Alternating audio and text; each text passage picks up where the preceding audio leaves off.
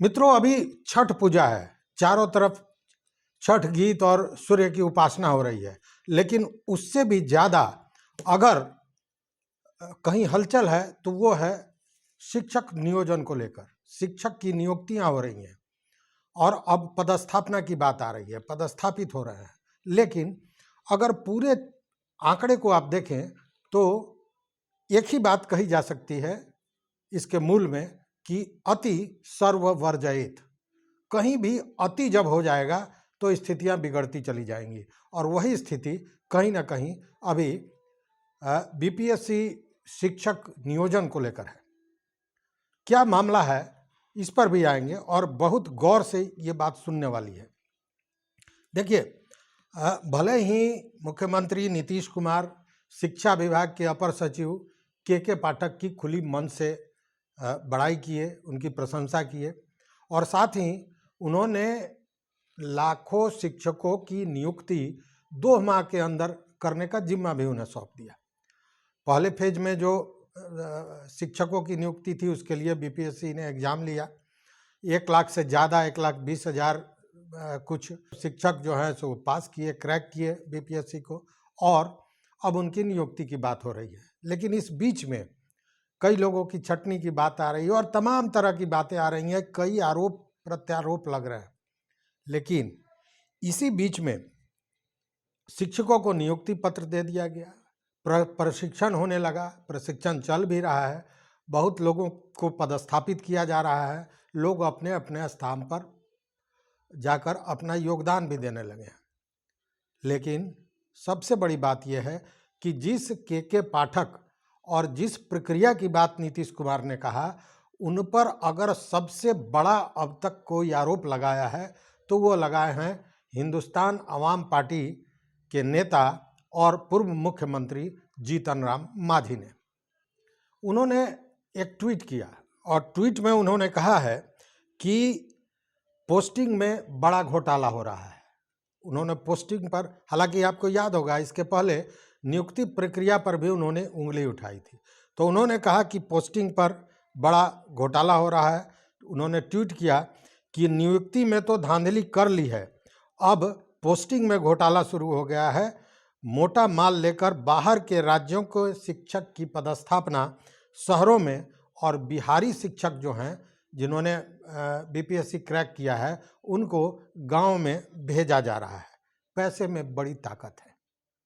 साथ ही उन्होंने बिहार सरकार पर भी तंज कसा और उन्होंने कहा कि पता नहीं चाचा भतीजा अनाज खाते हैं या नोट खाते हैं। खैर, ये जो सारा मामला है इसको 2 तरह से देख सकते हैं। एक तो इसको राजनीतिक रूप से देख सकते हैं। कहा जाता है, कई लोगों का ये भी कहना है कि जीतन राम मांझी ने शुद्ध राजनीतिक बयान दिया है, क्योंकि अभी नीतीश कुमार के साथ उनकी बन नहीं रही है। क्यों नहीं बन रही है वो भी आप कारण जानते हैं। पिछले दिनों सदन में जब आरक्षण बिल पर बहस हो रहा था, उसी बीच जब जीतन राम मांझी बोल रहे थे कि नीतीश कुमार गर्म हो गए, बिना विधानसभा अध्यक्ष की अनुमति के खड़े हो गए और तू तड़ाक जैसे शब्दों का भी प्रयोग किया और बुरी तरह जलील किया गया जीतन राम मांझी को। हो सकता है कि जीतन राम मांझी इसको लेकर इस तरह का बयान दे रहे हो और पूरे सरकार को और इस नियुक्ति को कटघरे में खड़ा कर रहे हो। लेकिन इसके पीछे सच्चाई क्या है, यह भी जानने की बात है। देखिए, इस पूरे मामले में एक दूसरा पक्ष भी है, और वो पक्ष वही है जो मैंने पहले कहा कि अति सर्वर्थ वर्जयत, मतलब हद कर दिया आपने साहब। और वही हद इस नियुक्ति प्रक्रिया के शुरू से अंत तक और अभी भी दिखाई दे रहा है। रोज नए फरमान जारी हो रहे हैं, कुछ आवश्यक, कुछ अव्यवहारिक और कुछ शुद्ध तुगलकी। ये बताने की जरूरत नहीं है पूरे खोल के, चूँकि आप सभी जानते हैं। छठ पूजा का मामला हो, संघ का मामला हो, छुट्टी का मामला हो, इन सारे चीज़ों पर जो फरमान जारी किए गए उसमें बहुत से फरमान अव्यवहारिक थे और बहुत से फरमान तुगलकी थे, जिस पर आवाज़ भी उठी और कहीं ना कहीं सरकार को, या यूं कहे कि शिक्षा विभाग को बैकफुट पर जाना पड़ा। ये कहा जा रहा है कि वहाँ शिक्षकों की जीत हुई। हालांकि ये जीत और हार की बात नहीं है, ये व्यवहारिक पक्ष की बात थी। लेकिन चूंकि सारी प्रक्रिया पूरे होने के बाद जांच का विषय जब आया, वहाँ भी कई त्रुटियां पाई गई। जो डॉक्यूमेंट्स वेरिफिकेशन की बात थी, वहाँ भी कई तरह की त्रुटियां पाई गई। लेकिन अब जो ये नियुक्ति के बाद पदस्थापन हो रही है, इसमें अपने आप को ये जो पदाधिकारीगण हैं, ये हरिश्चंद्र घोषित करने के लिए, या यूं कहें कि पारदर्शिता बरतने के लिए, इन्होंने जो फंडा अपनाया वह भी कहीं ना कहीं अव्यवहारिक नजर आता है। कैसे? चूंकि कंप्यूटर द्वारा रेंडमली लोगों की पोस्टिंग की जा रही है, जैसा बताया जा रहा है कि उस तरह से पोस्टिंग हो रही है। हालांकि ये इस बात पर प्रश्न तो लगा दिया मांझी जी ने। उनका कहना है कि जो बाहर के राज्य के शिक्षक हैं, उनकी पोस्टिंग शहरों में हो रही है और बिहार के जो लोग हैं उनको गांव में भेजा जा रहा है। लेकिन आप अगर माने कि कंप्यूटर से ही नियुक्तियां हो रही हैं, पदस्थापना हो रही है, तो कंप्यूटर को न दिल होता है और न दिमाग होता है। उस स्थिति में त्रुटियां तो होंगी। अब हमारे कुछ सम्मानित दर्शक हैं, कई लोगों ने हमारे पहले के वीडियो पर कई तरह के कमेंट्स किए हैं कि कहाँ कहाँ गड़बड़ियाँ हो गई हैं, कहाँ अंक इतना होने के बाद भी उनको चयनित नहीं किया गया है, तमाम तरह की बातें हैं। लेकिन उसमें अमरेश कुमार, बैकुंठ पांडे जी, पूजा कुमारी, संजय राय जैसे सैकड़ों लोग हैं जिन्होंने कई मुद्दे उठाए हैं, और उसमें सबसे बड़ा मुद्दा है महिलाओं और विकलांगों के पदस्थापना का। महिलाओं और विकलांगों को निश्चित रूप से कुछ सुविधाएं देनी चाहिए, और वो सुविधाएं ये कि जहां उनकी पोस्टिंग हो रही है वहां उनके रहने की व्यवस्था हो या आने जाने की व्यवस्था हो, स्कूल में भी जो आवश्यक चीज़ें हैं उनकी व्यवस्था हो, और साथ में उनके सुरक्षा की व्यवस्था हो। लेकिन ये हमने जो कहा ना, हद कर दिया आपने, तो ये हद कहाँ तक हुआ है इसको देखने के लिए सबसे पहले ये वीडियो देखिए आप।